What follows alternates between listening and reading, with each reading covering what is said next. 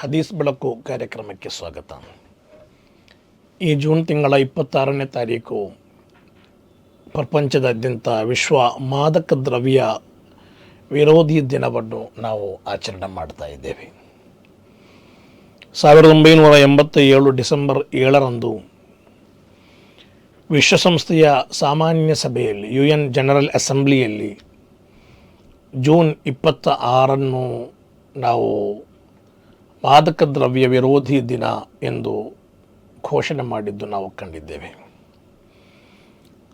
ಮೊದಲೆಲ್ಲ ಕೆಲವು ಪಾಶ್ಚಾತ್ಯನ್ ರಾಷ್ಟ್ರಗಳಲ್ಲಿ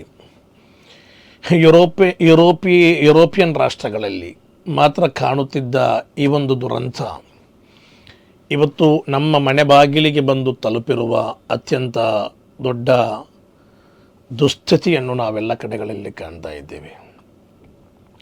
ಯಾವುದಾದರೊಂದು ರಾಷ್ಟ್ರದಲ್ಲಿ ಎಲ್ಲೋ ಕೆಲವೊಂದು ಕಡೆಗಳಲ್ಲಿ ಮಾದಕ ದ್ರವ್ಯದಿಂದ ಉಂಟಾದ ದುರಂತಗಳ ಬಗ್ಗೆ ನಾವು ಮೊದಲು ಕೇಳ್ತಾ ಇದ್ದೆವು. ಇದು ಕೇವಲ ದೃಶ್ಯ ಶ್ರಾವ್ಯ ಮಾಧ್ಯಮಗಳ ಒಂದು ಸುದ್ದಿಯಾಗಿ ಕೆಲವು ಯುರೋಪ್ ಕಂಟ್ರಿಗಳಲ್ಲಿ ನಡೆಯುವ ಕೆಲವು ದುರಂತವಾಗಿ ಮಾತ್ರ ಕಾಣುತ್ತಿದ್ದ ಒಂದು ಕಾಲವಿತ್ತು.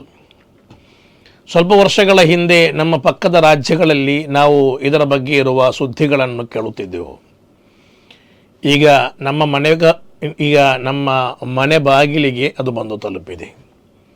ನಮ್ಮ ಮನೆಗಳಿಗೆ ಬರ್ತಾ ಇದೆ, ನಮ್ಮ ಶಾಲೆಗಳಿಗೆ ಬರ್ತಾ ಇದೆ, ನಮ್ಮ ಪುಟಾಣಿಗಳ ಜೇಬುಗಳಿಗೆ ಬರ್ತಾ ಇದೆ, ನಮ್ಮ ವಿದ್ಯಾರ್ಥಿಗಳ ಕೈಗೆ ಎಟುಕಿ ಆಗಿದೆ.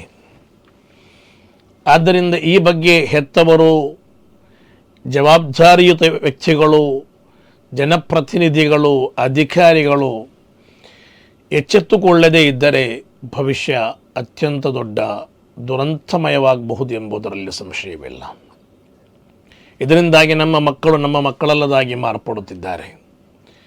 ನಮ್ಮ ಮಕ್ಕಳು ಅಸ್ವಸ್ಥರಾಗುತ್ತಿದ್ದಾರೆ, ಅನಾರೋಗ್ಯ ಪೀಡಿತರಾಗುತ್ತಿದ್ದಾರೆ, ಮಾನಸಿಕ ಖಿನ್ನತೆಗೆ ಒಳಗಾಗುತ್ತಿದ್ದಾರೆ. ಅವರ ಉಜ್ವಲ ಭವಿಷ್ಯ ಎಂಬ ಕನಸು ಸಂಪೂರ್ಣವಾಗಿ ಭಗ್ನಗೊಳ್ಳುತ್ತಾ ಇದೆ. ಅವರು ಕಲಿತದ್ದು ಎಲ್ಲವೂ ಕೂಡ ವೇಸ್ಟ್ ಆಗಿ ಹೋಗುತ್ತಿದೆ. ಅವರು ದೊಡ್ಡ ದೊಡ್ಡ ಕ್ಯಾಂಪಸ್ಗಳಲ್ಲಿ, ದೊಡ್ಡ ದೊಡ್ಡ ಹೆಸರಾಂತ ಕಾಲೇಜುಗಳಲ್ಲಿ ಅಡ್ಮಿಷನ್ ಪಡೆದಿದ್ದಾರೆ, ಅಲ್ಲಿ ಕಲಿಯುತ್ತಿದ್ದಾರೆ ಎಂಬುದು ನಮಗೆ ಹೇಳಬಹುದಷ್ಟೇ. ಆದರೆ ಅವರೆಲ್ಲರೂ ಕೂಡ ಈ ಡ್ರಗ್ಸ್ ಬಲೆಗಳಲ್ಲಿ ಸಿಲುಕಿ ಒದ್ದಾಡುತ್ತಿರುವ ದಾರುಣವಾದ ಸ್ಥಿತಿ ನಾವಿವತ್ತೆಲ್ಲ ಕಡೆಗಳಲ್ಲಿ ಕಾಣ್ತಾ ಇದ್ದೇವೆ. ಎಲ್ಲ ಮಕ್ಕಳು ಅಂತಲ್ಲ, ಆದರೆ ಬಹಳಷ್ಟು ಮಕ್ಕಳು ಇವತ್ತು ಬಲಿಯಾಗಿ ಬಿಟ್ಟಿದ್ದಾರೆ ಎಂಬ ಅತ್ಯಂತ ದುರಂತಮಯವಾದ ಸತ್ಯವನ್ನು ನಮಗೆ ಹೇಳದಿರಲಿಕ್ಕೆ ಸಾಧ್ಯವಿಲ್ಲ. ಆದ್ದರಿಂದಲೇ ಜೂನ್ 26 ಎಂಬುದು ಡ್ರಗ್ಸ್ ವಿರೋಧಿ ದಿನವಾಗಿ ಕೇವಲ ಆಚರಣೆ ಮಾಡಿ ಮುಗಿಸಿಬಿಟ್ಟರೆ ನಮ್ಮ ಜವಾಬ್ದಾರಿ ಮುಗಿಯಲ್ಲ. ಇದರ ಬಗ್ಗೆ ಎಚ್ಚೆತ್ತುಕೊಳ್ಬೇಕು. ಇದು ಬರುತ್ತಿರುವ ಎಲ್ಲ ಹಾದಿಗಳನ್ನು ತಡೆಹಿಡಿಯಬೇಕು. ಇದು ವಿದ್ಯಾರ್ಥಿಗಳ ಕೈಗಳಿಗೆ ತಲುಪದಂತೆ ನೋಡಿಕೊಳ್ಬೇಕು. ಎಲ್ಲಕ್ಕಿಂತ ಮೊದಲಾಗಿ ನಮ್ಮ ಮಕ್ಕಳು, ಅವರ ಸ್ವಭಾವ ಗುಣಗಳಲ್ಲಿ ಏನಾದರೂ ಬದಲಾವಣೆಗಳು ಕಾಣುತ್ತಿದೆಯೋ, ಅವರೇನಾದರೂ ಮಾನಸಿಕ ಖಿನ್ನತೆಯನ್ನು ಅನುಭವಿಸುವಂತೆ ಕಾಣುತ್ತಿದೆಯೋ, ಅವರು ಮೊದಲಿನಷ್ಟು ಮಾತನಾಡುತ್ತಿಲ್ಲ, ಏಕಾಂಗಿಯಾಗಿ ಕುಳಿತುಕೊಳ್ಳುತ್ತಾರೆ, ಆ ರೀತಿ ಅವರ ಬದುಕಿನಲ್ಲಿ, ಅವರ ಲೈಫ್ ಸ್ಟೈಲ್ನಲ್ಲಿ ಬದಲಾವಣೆ ಕಾಣುವಾಗ, ಇರಲಿ ಪ್ರಾಯಕ್ಕೆ ಬರುವಾಗ ಹಾಗಲ್ಲೇ ಇರ್ತದೆ ಅಂತ ಹೇಳಿಕೊಂಡು ನೆಗ್ಲೆಕ್ಟ್ ಮಾಡಿಬಿಟ್ಟು ನಮ್ಮ ಮಕ್ಕಳನ್ನು ಕಳಕೊಳ್ಳುವುದಕ್ಕಿಂತ ಮುಂಚೆ ನಾವು ಜವಾಬ್ದಾರಿಯುತ ಹೆತ್ತವರು, ಪೋಷಕರು, ತಂದೆ ತಾಯಿಗಳು ಇದರ ಬಗ್ಗೆ ಗಮನ ಹರಿಸಿ, ಇದರ ಬಗ್ಗೆ ಕೂಲಂಕುಷವಾಗಿ ಕಲಿತು ಅವರನ್ನು ಒಂದು ವೇಳೆ ಅಡಿಕ್ಟ್ ಆಗಿದ್ದರೆ ಅದರಿಂದ ಕಾಪಾಡುವಂತಹ ಮಾರ್ಗಗಳತ್ತ ನಾವು ಗಮನ ಹರಿಸಬೇಕಾಗಿದೆ. ಇಲ್ಲದಿದ್ದರೆ ನಮ್ಮ ಮಕ್ಕಳು ಆ ಕಡೆ ಇಣುಕದಂತೆ ಅದಕ್ಕಿರುವ ಎಲ್ಲ ಸಾಧ್ಯತೆಗಳನ್ನು ತಡೆಯುವ ರೀತಿಯಲ್ಲಿ ನಾವು ಕೆಲಸ ಮಾಡದಿದ್ದರೆ ನಂತರ ಭವಿಷ್ಯದಲ್ಲಿ ಅವರ ಬದುಕು ಬರ್ಬರಗೊಂಡ ಬಳಿಕ ನಾವು ಅತ್ತು ಗೋಳಾಡಿ ಏನು ಮಾಡಲಿಕ್ಕೆ ಸಾಧ್ಯವಿಲ್ಲ. ಇತಿಹಾಸದ ಪುಟಗಳಲ್ಲಿ ಇದರ ಬಗ್ಗೆ ನಾವು ತೆಗೆದು ನೋಡುವಾಗ ಬಹಳಷ್ಟು ವಿಷಯಗಳು ಕಾಣ್ತಾ ಇದೆ. ಆದ್ದರಿಂದಲೇ ಪವಿತ್ರ ಕುರ್ಆನ್ 1400 ವರ್ಷಗಳ ಮುಂಚೆಯೇ ಇಂತಹ ಎಲ್ಲ ಅಮಲು ಪದಾರ್ಥಗಳನ್ನು ಅತ್ಯಂತ ಸ್ಪಷ್ಟವಾಗಿ ವಿರೋಧ ಮಾಡಿದೆ. ಪವಿತ್ರ ಕುರ್ಆನ್ ಮೂಲಕ ಅಲ್ಲಾಹು ತಾala ಹೇಳ್ತಾ ಇದ್ದಾನೆ, ಇನ್ನಮಲ್ ಖಮ್ರು ವಲ್ ಮೈಸಿರು ವಲ್ ಅನ್ಸಾಬು ವಲ್ ಅಜ್ಲಾಮು ರಿಜುಸುಂ ಮಿನ್ ಅಮಲಿ ಶೈತಾನ್. ಜೂಜಾಟ ಮತ್ತು ಮಾದಕ ದ್ರವ್ಯಗಳು, ಈ ಮಾದಕ ಪದಾರ್ಥಗಳು ಮನುಷ್ಯನನ್ನು ಮತ್ತು ಭರಿಸುವಂತಹ ಪದಾರ್ಥವಾಗಿರಲಿ, ಏನೇ ಆಗಿರಲಿ, ಪ್ರತಿಯೊಂದು ಕೂಡ ಅದು ಮನುಷ್ಯನನ್ನು ಪಿಶಾಚಿಯನ್ನಾಗಿ ಮಾಡಿಬಿಡುತ್ತದೆ ಎಂದು ಪವಿತ್ರ ಕುರ್ಆನ್ ಅವತ್ತು ಹೇಳಿತು. ಇವತ್ತದು ನಾವು ಕೆಲವೊಂದು ಕಡೆಗಳಲ್ಲಿ ಕಾಣುತ್ತಾ ಇದ್ದೇವೆ.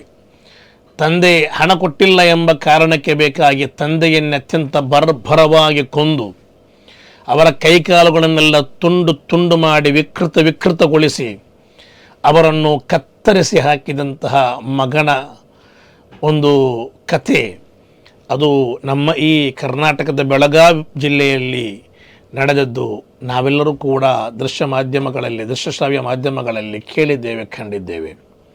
ಪಕ್ಕದ ಕೇರಳದಲ್ಲೂ ನಾವು ಬದುಕುವ ಕರ್ನಾಟಕದಲ್ಲೂ ದೈನಂದಿನವಾಗಿ ಕೇಳಿಬರುತ್ತಿರುವ ಹಲವಾರು ಘಟನೆಗಳು, ಈ ಮಾದಕ ದ್ರವ್ಯ ವ್ಯಸನಿಗಳಾದ ವಿದ್ಯಾರ್ಥಿಗಳಿಂದ ಉಂಟಾಗುತ್ತಿರುವ ಅನಾಹುತಗಳು, ತಾಯಿಯನ್ನು ಕೊಲ್ಲುವ ಮಕ್ಕಳು, ತಂದೆಯನ್ನು ಕೊಲ್ಲುವ ಮಕ್ಕಳು, ಅಣ್ಣ ತಮ್ಮಂದಿರ ಮೇಲೆ ಕತ್ತಿ ಬೆಸೆಯುವವರು, ಕುಟುಂಬ ಸಂಬಂಧಗಳು, ಅದು ಯಾವುದು ಕೂಡ ಅವರಿಗೆ ದೊಡ್ಡ ವಿಷಯನೇ ಅಲ್ಲ.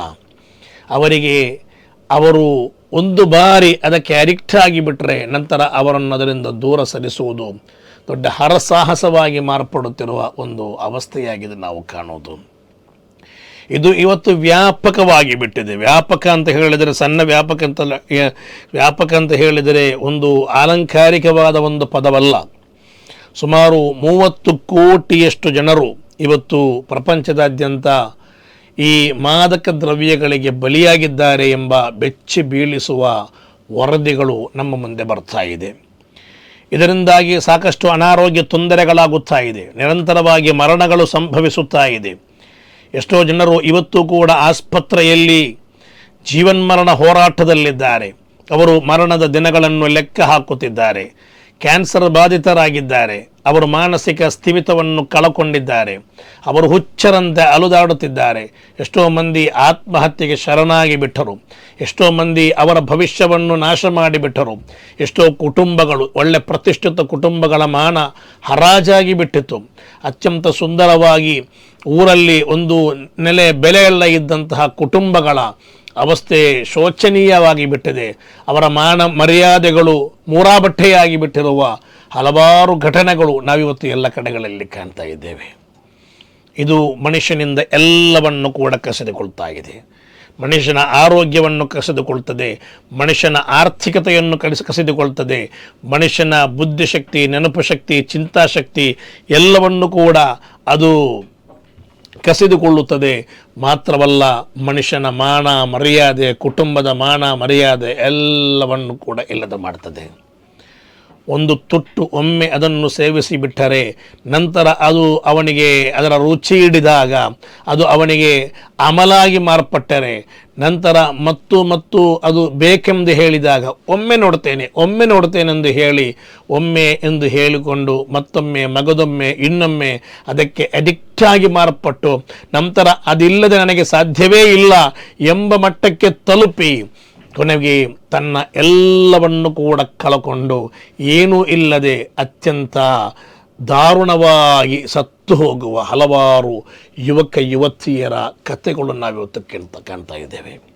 ಸೆಲೆಬ್ರಿಟಿಗಳದರಲ್ಲಿದ್ದಾರೆ, ಸಿನಿಮಾ ತಾರೆಯರದರಲ್ಲಿದ್ದಾರೆ, ದೊಡ್ಡ ದೊಡ್ಡ ಸ್ಟಾರ್ಗಳದರಲ್ಲಿ ಇವತ್ತು ಅದರ ಬಲೆಗೆ ಸಿಲುಕಿಬಿಟ್ಟಿದ್ದಾರೆ. ಎಷ್ಟೋ ಪ್ರತಿಷ್ಠಿತ ವ್ಯಕ್ತಿಗಳದರಲ್ಲಿ ಸಿಲುಕಿಬಿಟ್ಟಿದ್ದಾರೆ, ರಾಜಕಾರಣಿಗಳದರಲ್ಲಿ ಸಿಲುಕಿಬಿಟ್ಟಿದ್ದಾರೆ. ಮಾತ್ರವಲ್ಲ, ವಿದ್ಯಾರ್ಥಿಗಳಿಂದ ಮಾತ್ರವಲ್ಲ, ದೊಡ್ಡ ದೊಡ್ಡ ವೈದ್ಯರು ಕೂಡ ಅದರಲ್ಲಿ ಸಿಲುಕಿ ನಂತರ ಅವರ ಮಾನ ಹರಾಜಾಗಿದ್ದು ನಮ್ಮ ಮಂಗಳೂರಿನಲ್ಲೇ ನಾವು ಕಂಡವರಾಗಿದ್ದೇವೆ.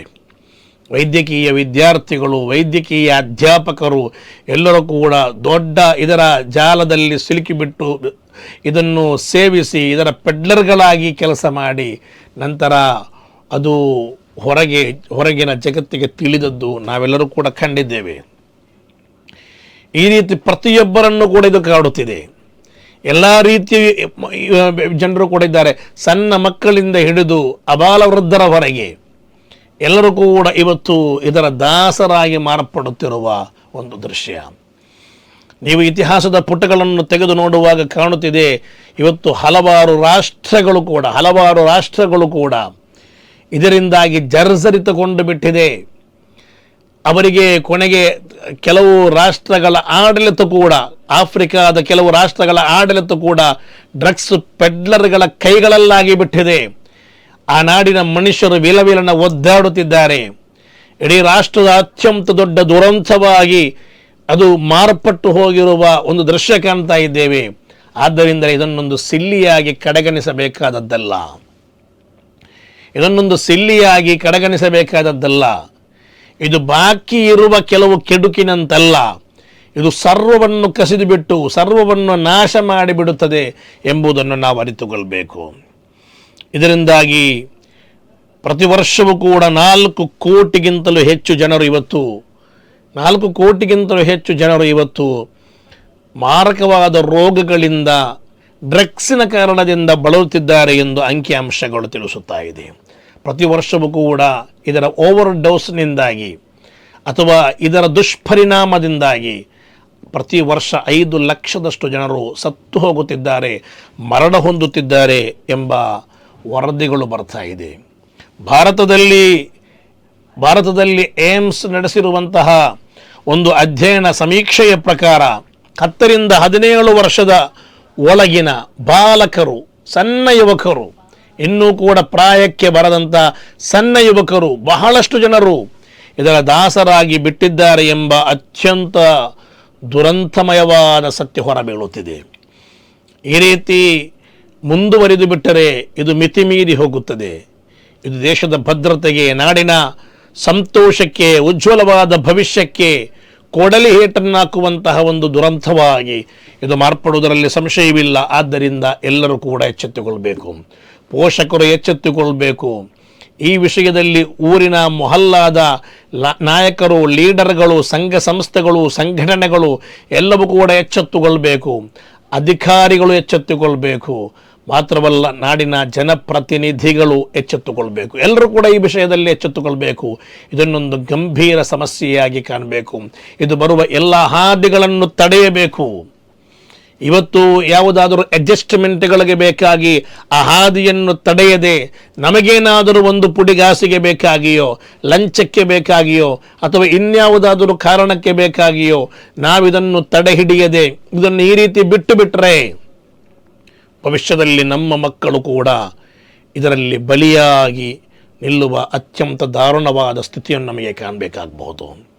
ನಮ್ಮ ಮಕ್ಕಳು, ನಮ್ಮ ಮೊಮ್ಮಕ್ಕಳು ಕೂಡ ಈ ಡ್ರಗ್ಸಿಗೆ ಬಲಿಯಾಗಿ ವಿಲವಿಲನೆ ಒದ್ದಾಡುವ, ಮಾರಕವಾದ ರೋಗಗಳಿಗೆ ತುತ್ತಾಗಿ ಅವರು ಒದ್ದಾಡುವ, ಮಾತ್ರವಲ್ಲ ಅವರು ಮಾನಸಿಕ ಅಸ್ವಸ್ಥರಾಗಿ ಖಿನ್ನತೆಯಿಂದ ಬಳಲಿ ಬೆಂಡಾಗುವ, ಅತ್ಯಂತ ಕಣ್ಣೀರ ಕೋಡಿ ಹರಿಯುವಂತಹ ದಾರುಣ ಸ್ಥಿತಿ ನಮ್ಮ ಕುಟುಂಬಗಳಲ್ಲಿ, ನಮ್ಮ ಮಕ್ಕಳಲ್ಲಿ ನಮಗೆ ಕಾಣುವಂತಹ ಒಂದು ದುರಂತ ದೂರವಿಲ್ಲ.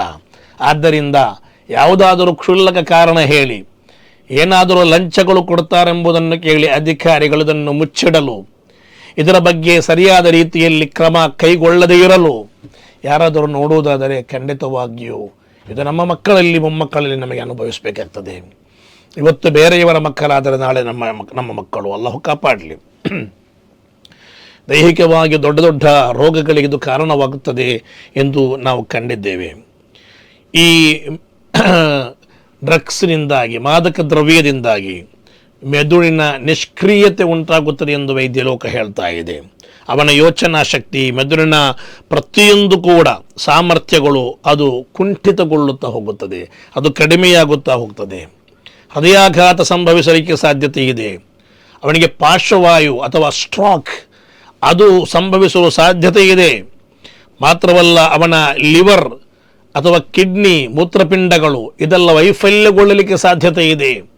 ಈ ರೀತಿ ಶರೀರದ ಅತ್ಯಂತ ಪ್ರಮುಖವಾದ ಭಾಗಗಳಿಗೆ ಮಾರಕವಾದ ಏಟು ಕೊಟ್ಟು ನಮ್ಮನ್ನು ಇನ್ನಿಲ್ಲವಾಗಿಸಲು ಈ ಡ್ರಗ್ಸ್ಗಳಿಗೆ ಸಾಧ್ಯವಿದೆ. ಅದು ಕೆಲವೊಮ್ಮೆ ದ್ರವ್ಯ ರೂಪದಲ್ಲಿ, ಕೆಲವೊಮ್ಮೆ ಮಾತ್ರ ರೂಪದಲ್ಲಿ, ಕೆಲವೊಮ್ಮೆ ಸಿರಿಂಜ್ಗಳ ರೂಪದಲ್ಲಿ, ಹಲವಾರು ರೂಪಗಳಲ್ಲಿ ಚಾಕ್ಲೇಟುಗಳ ಮೂಲಕ ಕೂಡ ಇವತ್ತಿನ ವಿದ್ಯಾರ್ಥಿಗಳಿಗೆ ಕೊಟ್ಟು ಅವರನ್ನು ಇದರ ಬಲೆಗೆ ಸಿಲುಕಿಸಲಾಗುತ್ತದೆ ಎಂದು ಹೇಳಿದ್ದು ನಾನು ಕೇಳಿದ್ದೇನೆ. ಚಾಕ್ಲೇಟ್ ರೂಪದಲ್ಲಿ ತಂದು ಕೊಡ್ತಾರೆ, ಅದರ ರುಚಿ ಸಿಕ್ಕಿದಾಗ ಮತ್ತೊಂದು ಚಾಕ್ಲೇಟ್ ಬೇಕು, ಇದೇ ರೀತಿದ್ದು ಇನ್ನೊಂದು ಬೇಕು, ಮತ್ತೊಂದು ಬೇಕು, ಅದು ಸಿಗುವಾಗ ಅದಕ್ಕಿಂತ ಜಾಸ್ತಿ ಇನ್ನೂ ಕೂಡ ಸ್ವಲ್ಪ ಕಿಕ್ ಬೇಕು. ಈ ರೀತಿ ಈ ಮಕ್ಕಳು ಅವರ ಸಣ್ಣ ಬುದ್ಧಿ, ಅವರು ಸುಖ ಮಾತ್ರ ಅರಸುತ್ತಾ ಇರ್ತಾರೆ. ಅವರಿಗೆ ಭವಿಷ್ಯದ ಬಗ್ಗೆ ಗೊತ್ತಿಲ್ಲ, ಅವರಿಗೆ ಕನಸಿನ ಬಗ್ಗೆ ಆಲೋಚನೆಗಳಿಲ್ಲ, ಅವರು ಮುಂದೇನು ನಡೆಯುತ್ತದೆ, ಇದರ ದುಷ್ಪರಿಣಾಮವೇನು ಅದರ ಬಗ್ಗೆ ಅವರಿಗೆ ಪರಿವೇ ಇಲ್ಲ. ಆದ್ದರಿಂದ ತಾತ್ಕಾಲಿಕವಾದ ಸ್ವಲ್ಪ ದಿನದ ಸುಖಕ್ಕೆ ಬೇಕಾಗಿ ಆ ಸುಖದ ಹಿಂದೆ ಹೋಗಿ, ಆ ಖುಷಿಯ ಹಿಂದೆ ಹೋಗಿ, ಆ ಲಾಭದ ಹಿಂದೆ ಹೋಗಿ ಅವರು ತನ್ನೆಲ್ಲವನ್ನು ಕೂಡ ಕಳೆದುಕೊಂಡು ಬಿಡುವ, ತನ್ನ ಭವಿಷ್ಯವನ್ನು, ತನ್ನ ಆರೋಗ್ಯವನ್ನು, ತನ್ನ ಕುಟುಂಬವನ್ನು, ತನ್ನ ಫ್ರೆಂಡ್ ಸರ್ಕಲನ್ನು, ತನ್ನ ಬುದ್ಧಿಯನ್ನು, ತನ್ನ ಚಿಂತನಾ ಶಕ್ತಿಯನ್ನು, ತನ್ನ ಸಾಮರ್ಥ್ಯವನ್ನು ಎಲ್ಲವನ್ನು ಕೂಡ ಕಳಕೊಂಡು ಅತ್ಯಂತ ಬರ್ಬರವಾದ ಭವಿಷ್ಯದೊಂದಿಗೆ ಏನೂ ಇಲ್ಲದ ದಿವಾಳಿಯಾಗಿ ಬಿಡುವ, ಒಂದು ರೋಗಗ್ರಸ್ತನಾಗಿ ಆಸ್ಪತ್ರೆಯ ಮಂಚದಲ್ಲಿ ಕುಳಿತು ಮರಣದ ದಿನಗಳನ್ನು ಲೆಕ್ಕ ಹಾಕುವ ಒಂದು ದುಸ್ಥಿತಿಗೆ ನಮ್ಮ ವಿದ್ಯಾರ್ಥಿಗಳನ್ನು ಇದು ತೆಗೆದುಕೊಂಡು ಹೋಗುತ್ತಾ ಇದೆ. ಆದ್ದರಿಂದ ವಿದ್ಯಾರ್ಥಿಗಳು ಈ ವಿಷಯದಲ್ಲಿ ಸ್ವಲ್ಪ ಗಂಭೀರವಾಗಿರಬೇಕು. ಯಾರೋ ಏನೋ ಕೊಟ್ಟರು ಅಂತ ನೋಡಿಕೊಂಡು ಏನೋ ಒಂದು ಕೊಟ್ಟರು ಎಂಬ ಕಾರಣಕ್ಕೆ ಅದೆಲ್ಲದರ ಹಿಂದೆ ಹೋಗಿ ಸ್ವಲ್ಪ ದಿನದ ಸುಖಕ್ಕೆ ಬೇಕಾಗಿ ತನ್ನೆಲ್ಲವನ್ನು ಕಳಕೊಂಡು ಬಿಡುವುದಲ್ಲ. ನಮ್ಮ ಪಂಜಾಬ್ನಲ್ಲಿ, ಭಾರತದ ಗಡಿ ಪ್ರದೇಶಗಳಲ್ಲಿ ಇದು ಹೆರಾಯಿನ್ಗಳು, ಸಿಂಥೆಟಿಕ್ಗಳು, ಡ್ರಗ್ಸ್ಗಳು ತಂದು ನಮ್ಮ ಯುವ ಪೀಳಿಗೆಯನ್ನು ನಾಶ ಮಾಡಿದ್ದು ನಾವು ಇತಿಹಾಸದಲ್ಲಿ ಓದಿದ್ದೇವೆ. ಅಲ್ಲಿ ಕೊನೆಗೆ ಎಷ್ಟೋ ಹೆತ್ತವರು ತಮ್ಮ ಮಕ್ಕಳನ್ನು ಸ್ಮಶಾನಕ್ಕೆ ತೆಗೆದುಕೊಂಡು ಹೋಗುವ ದೃಶ್ಯಗಳು ಈ ಭಾರತ ಕಂಡಿದೆ. ಈ ರಾಜ್ಯದ ವಿವಿಧ ಕಡೆಗಳಲ್ಲಿ, ರಾಷ್ಟ್ರದ ವಿವಿಧ ಕಡೆಗಳಲ್ಲಿ ಹಲವಾರು ದುರಂತಗಳು ಇದರಿಂದ ಆಗಿದ್ದು ನಾವೆಲ್ಲರೂ ಕೂಡ ಕಂಡವರಾಗಿದ್ದೇವೆ. ಹಲವಾರು ತಂದೆ ತಾಯಿಗಳನ್ನು ಕೊಲೆ ಮಾಡಿದ್ದು ನಾವು ಕಂಡೆವು, ಅಣ್ಣ ತಮ್ಮಂದಿರನ್ನು ಕೊಲೆ ಮಾಡಿದ್ದು ಕಂಡೆವು, ಇಡೀ ಕುಟುಂಬವನ್ನು ನಾಶ ಮಾಡಿದ್ದು ಕಂಡೆವು. ಮಾತ್ರವಲ್ಲ, ಇದರ ಮತ್ತಿನಲ್ಲಿ ವಾಹನ ಚಲಾವಣೆಯನ್ನು ಮಾಡಿ ದೊಡ್ಡ ದೊಡ್ಡ ದುರಂತಗಳಾಗಿದ್ದು ನಾವು ಕಂಡೆವು. ನಮ್ಮ ಹೈಟೆಕ್ ಸಿಟಿಗಳಲ್ಲಿ, ದೊಡ್ಡ ದೊಡ್ಡ ಸಿಟಿಗಳಲ್ಲಿ, ಬೆಂಗಳೂರಿನಂತಹ ಸಿಟಿಗಳಲ್ಲಿ ಡ್ರಗ್ಸಿನ ಅಮಲಿಗೆ ಸಿಲುಕಿ ಅರ್ಧ ರಾತ್ರಿಯವರೆಗೆ ಡ್ರಗ್ಸ್ ಅನ್ನು ಸೇವಿಸಿ ನಂತರ ಮಜಾ ಉಡಾಯಿಸಲು ಬೇಕಾಗಿ ತನಗೆ ಪರಿವಿಲ್ಲದೆ ಮಿತಿಮೀರಿದ ವೇಗದಲ್ಲಿ ಹೋಗಿ ಡಿವೈಡರ್ಗಳಿಗೆ ಬಡಿದು, ಕಲ್ಲುಗಳಿಗೆ ಬಡಿದು, ಅಂಗಡಿಗಳಿಗೆ ಡಿಕ್ಕಿ ಹೊಡೆದು ಆಕ್ಸಿಡೆಂಟ್ಗಳಾಗಿ ಛಿದ್ರವಾಗಿ ರಸ್ತೆ ಬದಿಯಲ್ಲಿ ತಮ್ಮ ಯೌವನವನ್ನು ಕಳಕೊಳ್ಳುತ್ತಿರುವ, ತನ್ನ ಬದುಕನ್ನು ನಾಶ ಮಾಡುತ್ತಿರುವ ಎಷ್ಟೊಂದು ದೃಶ್ಯಗಳಾಗಿವೆ ನಾವೆಲ್ಲ ದಿನಾಲು ಕಾಣುತ್ತಿರುವುದು. ತಂದೆ ತಾಯಿಗಳಿಗೆ ಮಕ್ಕಳ ಬಗ್ಗೆ ಇವತ್ತು ಚಿಂತನೆ ಇಲ್ಲ. ಅವರಿಗೆ ಫ್ರೀಡಮ್ ಕೊಡಬಾರ್ದಂದೆಲ್ಲ ಹೇಳಿದ್ದು. ಫ್ರೀಡಮ್ ಎಂಬ ಹೆಸರಿನಲ್ಲಿ ತಮ್ಮ ಮಕ್ಕಳನ್ನು ಕಳ್ಕೊಳ್ಬೇಡಿ. ಫ್ರೀಡಮ್ನ ಹೆಸರಿನಲ್ಲಿ ತನ್ನ ಮಕ್ಕಳಲ್ಲಿ ಬರುತ್ತಿರುವ ದೌರ್ಬಲ್ಯಗಳನ್ನು ಗುರುತಿಸದೆ ಇರಬೇಡಿ. ಫ್ರೀಡಮ್ನ ಹೆಸರಿನಲ್ಲಿ ಅವರ ಬದುಕಿನಲ್ಲಿ ಬರುತ್ತಿರುವ ಬದಲಾವಣೆಗಳ ಬಗ್ಗೆ ನೀವು ಚಿಂತಿಸದೆ ಮಾತನಾಡದೆ ಇರಬೇಡಿ. ನಂತರ ಮಕ್ಕಳನ್ನು ಕಳಕೊಂಡು ರೋಧಿಸಿ ಬೊಬ್ಬಿರುವುದು ಯಾವ ಕಾರ್ಯವೂ ಕೂಡ, ಯಾವ ಲಾಭವೂ ಕೂಡ ಇಲ್ಲ. ಕಳಕೊಂಡ ಬಳಿಕ, ಮಕ್ಕಳು ಅದಕ್ಕೆ ಬಲಿಪಶುಗಳಾದ ಬಳಿಕ ನಮ್ಮ ಮಕ್ಕಳು ದೊಡ್ಡ ಇಂಜಿನಿಯರ್ಗಳಾಗಿ, ಡಾಕ್ಟರ್ಗಳಾಗಿ, IAS IPS ಅಧಿಕಾರಿಗಳಾಗಿ, ಈ ನಾಡಿನ ಉನ್ನತ ಅಧಿಕಾರಿಗಳಾಗಿ ಬರಬೇಕೆಂದು ಹೇಳಿ ನಾಡಿನ ಪ್ರತಿಷ್ಠಿತ ಕಾಲೇಜ್ ಕ್ಯಾಂಪಸ್ಗಳಿಗೆ ಕಲಿಸುವಂತಹ ತಂದೆ ತಾಯಿಗಳು ಎಷ್ಟು ಬೇಕಾದರೂ ನಾವು ಸುರಿಯುತ್ತೇವೆ ಹಣ ಅದಕ್ಕೆ. ನನ್ನ ಮಗ ಅಂತ ಹೇಳಿಕೊಂಡು ಎಲ್ಲೂ ಕೊಡದ ಹಣ, ಕೂಡಿಟ್ಟ ಹಣಗಳು, ಎಲ್ಲೆಲ್ಲೂ ಸಾಲ ಸೋಲಗಳನ್ನು ಮಾಡಿ ಲೋನ್ ಮಾಡಿಕೊಂಡು ಅವರನ್ನು ಊರಿನ, ನಾಡಿನ, ನಗರಗಳ ಪ್ರತಿಷ್ಠಿತ ಕಾಲೇಜ್ ಕ್ಯಾಂಪಸ್ಗಳಿಗೆ ಸೇರಿಸ್ತೇವೆ.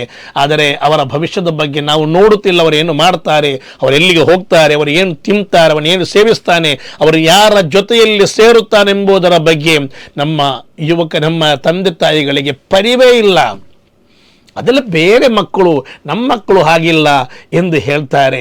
ಆದರೆ ನಮ್ಮ ಮಕ್ಕಳ ಅತ್ಯಂತ ದಾರುಣವಾದ ಸ್ಥಿತಿಗಳು ಪೇಪರ್ಗಳಲ್ಲಿ ಬಂದ ನಂತರ ಗೋಳೋ ಎಂದು ಅಚ್ಚು ಯಾವ ಪ್ರಯೋಜನ ಇಲ್ಲ ತಂದೆ ತಾಯಿಗಳೇ.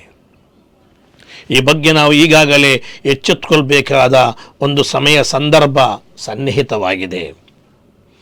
ಎಷ್ಟೊಂದು ದುರಂತಗಳಾಗಿವೆ ದಿನಾಲು ನಾವು ಕಾಣ್ತಾ ಇರೋದು.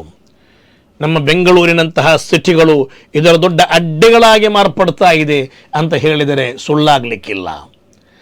IT BT ಕಂಪನಿಗಳಲ್ಲಿ ದೊಡ್ಡ ಉದ್ಯೋಗದಲ್ಲಿ ಲಕ್ಷಾಂತರ ಸಂಪಾದಿಸುತ್ತಿರುವ ಹಲವಾರು ಯುವಕ ಯುವತಿಯರು ಇದರ ಪೆಡ್ಲರ್ಗಳಾಗಿ, ಇದರ ದಾಸರುಗಳಾಗಿ ತಮ್ಮ ವೀಕೆಂಡ್ಗಳಲ್ಲೆಲ್ಲ ತಮ್ಮ ಬದುಕಿನ ಆ ಸುಂದರ ನಿಮಿಷಗಳು ಕಳೆಯಲು ಅಂತ ಹೇಳಿಕೊಂಡು ಹೋಗಿ ನಂತರ ಡ್ರಗ್ಸ್ಗಳಿಗೆ ಬಲಿ ಬಿದ್ದು ಸ್ವಲ್ಪ ದಿನದ ಸುಖಕ್ಕೆ ಬೇಕಾಗಿ ಆರೋಗ್ಯವನ್ನು, ಭವಿಷ್ಯವನ್ನು ನಾಶ ಮಾಡುತ್ತಿರುವುದು ನಾವು ಕಾಣ್ತಾ ಇದ್ದೇವೆ. ಇತ್ತೀಚೆಗೆ ಒಳ್ಳೆ ಸಂಬಳವನ್ನು ತೆಗೆಯುತ್ತಿದ್ದ ಒಂದು ಕುಟುಂಬದ ಒಂದು ಯುವತಿ ಇದರಲ್ಲಿ ಬರುವಂತಹ ಅತ್ಯಂತ ಮಾರಕವಾದ ಡ್ರಗ್ಸ್ಗಳನ್ನು ತೆಗೆದು ನಂತರ ಅದರ ಚಟ ಜಾಸ್ತಿಯಾಗಿ ಕೊನೆಗೆ ಹಣ ಕೈಗೆ, ಇದಕ್ಕೆ ಬೇಕಾದ ಹಣ ಕೈಗೆ ಸಿಗದೇ ಇರುವಾಗ ನಂತರ ಇದರ ಅಕ್ರಮ ದಂಧೆಯಲ್ಲಿ ಹೋಗಬೇಕಾಯಿತು.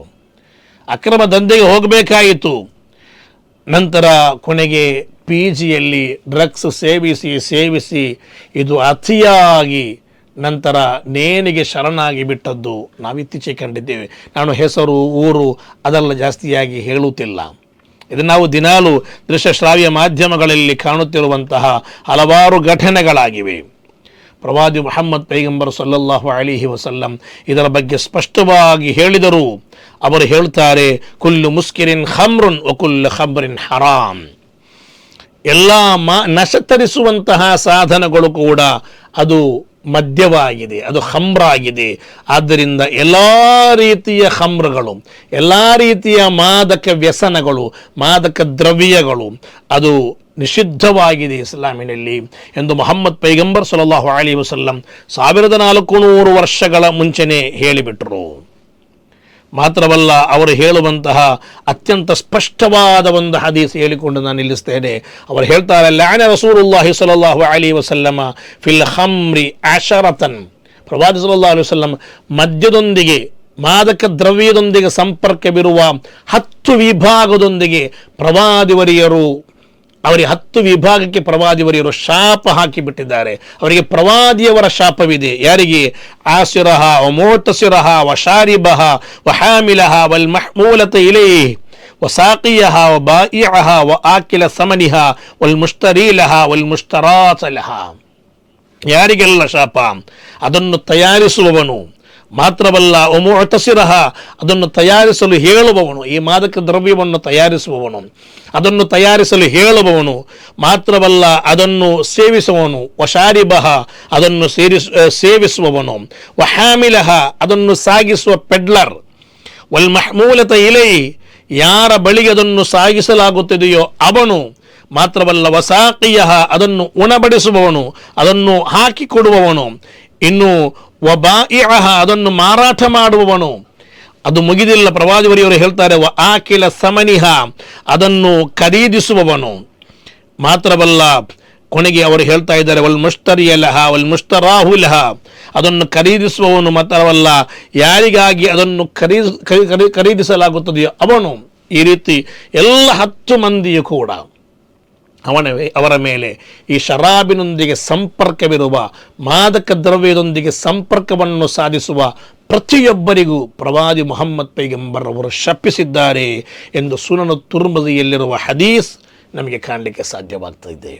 ಆದ್ದರಿಂದ ಇದು ಧರ್ಮದಲ್ಲೂ ಕೂಡ ಧರ್ಮ ಬಾಹಿರವಾದ ಕೃತ್ಯ, ಹರಾಮ್, ನಿಷಿದ್ಧ ಎಂದು ಇಸ್ಲಾಂ ಹೇಳಿದೆ.